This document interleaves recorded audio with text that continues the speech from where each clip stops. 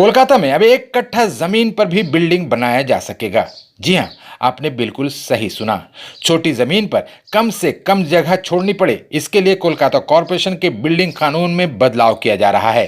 Mayor Firhad Hakim के मुताबिक building कानून में बदलाव के लिए हम लोगों ने कुछ प्रपोजल राज्य सरकार को भेजा था, लेकिन राज्य सरकार की हाई पावर कमेटी ने केएमसी को उसमें कुछ सुधार करने को कहा था, जिसमें अब सुधार कर लिया गया है। बता दें कि कोलकाता में 1-1.5 कट्ठा के प्लॉट पर बिल्डिंग बनाना बेहद मुश्किल है, क्योंकि बिल्डिंग रूल्स के मुताबिक इतनी जगह छोड़नी पड़ती है कि बिल्डिंग बनाने के लिए नाम मात्र की जगह ही बचती है। इसलिए लोग छोटी जगहों पर इलीगल कंस्ट्रक्शन करते हैं ताकि जगह छोड़नी ना पड़े। लेकिन अब ऐसा नहीं होगा। कोलकाता में अब 1-1.5 कट्ठा जैसी छोटी जमीन पर भी बिल्डिंग बनाया जा सकेगा। इसके लिए कोलकाता कॉरपोरेशन के बिल्डिंग कानून में कुछ बदलाव किया जाएगा। आमतौर पर बिल्डिंग बनाने के दौरान सामने में 4 फीट और बिल्डिंग के पिछले हिस्से में 6 फीट जमीन छोड़नी पड़ती है, लेकिन छोटे प्लॉट में इतनी जगह छोड़ने में दिक्कत होती है। केएमसी इस समस्या से राहत देने की कोशिश कर रहा है। छोटे प्लॉट पर कम से कम जगह छोड़नी पड़े, इसके लिए कोलकाता कॉरपोरेशन के बिल्डिंग कानून में बदलाव किया जा रहा है।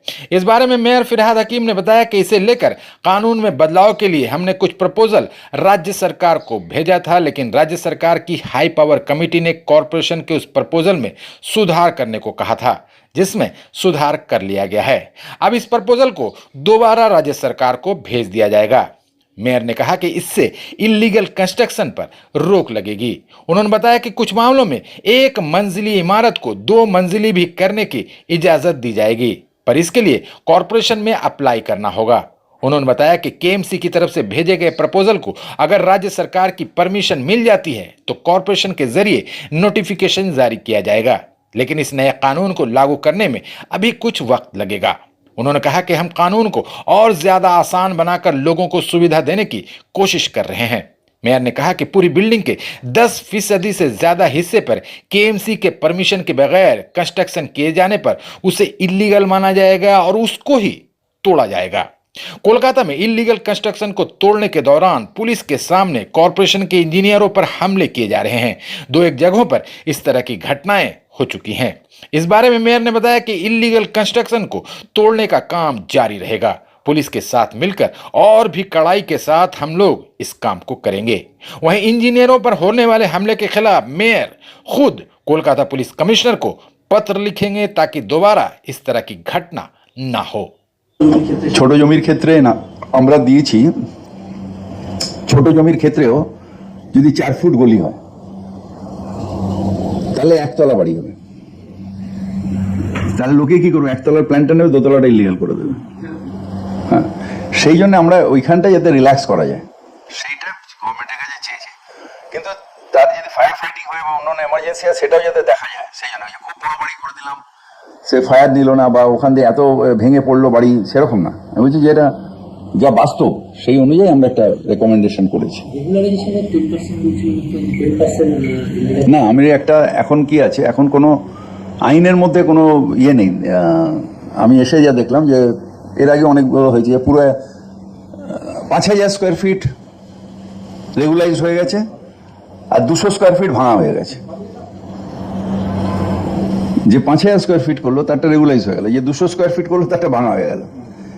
কারণ বিল্ডিং রুলসের মধ্যে আমাদের যে হিয়ারিং অফিসার তার কাছে কোনো বাঁধন নেই। তিনি মনে করলেন একজন এসে বলে না আমার লাগবে, আমার ছেলের বিয়ে দিতে হবে, সেই জন্য করেছি, 5000 স্কোয়ার ফিট দিয়ে দিল। এইটা একটা বাঁধন দিত যে আমার বাড়ি করছে, আমার বারান্দাটা একটু দরকার হয়েছে বাড়িয়েছি, সেটার ক্ষেত্রে আমরা রুল 25 এর মধ্যে তাকে ঠিক আছে একটু ডান দিক বাঁদিক বাড়িয়েছে কি একটু এ করেছে, কয়েকটা জায়গায় করতে করতে অনেকগুলো জায়গায় রুলস ইনফ্লুয়েন্স করে। হ্যাঁ, রাস্তা ওয়াইডিং এর ক্ষেত্রে ধরুন আমার বাড়ির সামনে কিছুটা জায়গায় ছেড়ে দিলাম, ছেড়ে দিয়ে আমি একটু ওপরটা করলাম, তাহলে বাড়ির সামনে এটা চওড়া হচ্ছে। এবার লোক বলে তো আগে চওড়া হয়নি, এটা চওড়া করে লাভ কি? আরে এ আজকে করেছে, কালকে ও করবে, পরশু করবে, তাই যদি আমার সামনেটা চওড়া হয়ে যায় সবটা আস্তে আস্তে, তাহলে তো রাস্তাটাই আমার চওড়া হয়ে গেল। এই কিছু কিছু রুলস আমরা ইয়ে করেছি, চেঞ্জ করেছি, মানে পাঠিয়েছি। এখন গভর্নমেন্ট অ্যাপ্রুভ দিলে তারপর আপনারাও দেখতে পাবেন, এটা নোটিফিকেশন টাঙাতে হবে। ধর না, এখন আমরা আরেকটা এটা ছাড়াও একটা বিল্ডিং রুলস, একটা বিল্ডিং আইনে চেঞ্জ করছি।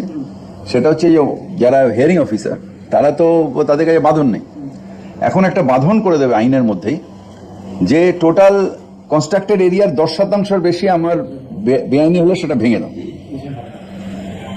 একটা পুরো ফ্লোর স্যাংশন হয়ে গেল, আর ব্যালকনিটাকে ভেঙে দিল। না না, সেটাই তো, তোমার একটা ব্যালকনি একটু ভুল করে বাড়িয়েছো 4 ফুট, সেটা ভেঙে দিল। আর একটা অনেকগুলো অন্য কেসে, এই কেসে না, অন্য কেসে পুরো একটা ফ্লোর স্যাংশন দিয়ে দিল। এগুলো আজকে না, মানে এগুলো পুরনো রুলস অনুযায়ী হচ্ছে, সেগুলোতে আমরা বাঁধন দিয়ে দেবো, হিয়ারিং অফিসারও এটা না দিতে পারে। তো সেক্ষেত্রে বেআইনি নির্মাণের প্রবণতাটা খানিকটা কমবে, কিন্তু আমাকে তার জন্য ফেসিলিটেশন করতে হবে, আমাকে তার জন্য তাদের সাহায্য করতে হবে। আমি শুধু গায়ের জোর করলে হবে না।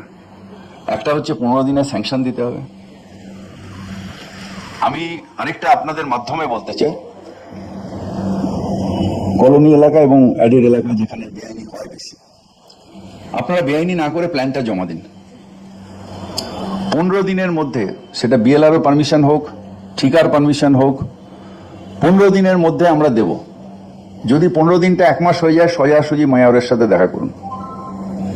সেক্ষেত্রে আমি বিএলআরওকে ডাকবো, দরকার হলে ঠিকা কন্ট্রোলার এখানেই এখন সব অফিস করে দিয়েছে, বিএলআর অফিস এখানে করে, তাকেও ডাকবো যে কারণটা কি। কিছু কিছু জায়গায় সমাধান হয় না আপনাদের, সেটা হচ্ছে ধরুন একটা বাড়ি, তখন গার্ডেন রিচের একটা বড় জমি, সেই জমিটা ঠাকুরদাদার ছিল। ঠাকুরদাদার পরে বাবার ওটাকে 5টা ভাগ করলো, বাবাদের 5টা ভাগের পরে আবার তার যে ছেলেরা হলো তারা আবার ওটাকে এক একটা ভাগকে আবার 5টা করে ভাগ করলো, টুকরো টুকরো টুকরো হয়ে গেল। এবার সেই কিছু রেকর্ড ওখান থেকে আর সেই সময় 85 আর এখানে আসেনি, মিউটেশন রেকর্ড কার কিছু আসেনি।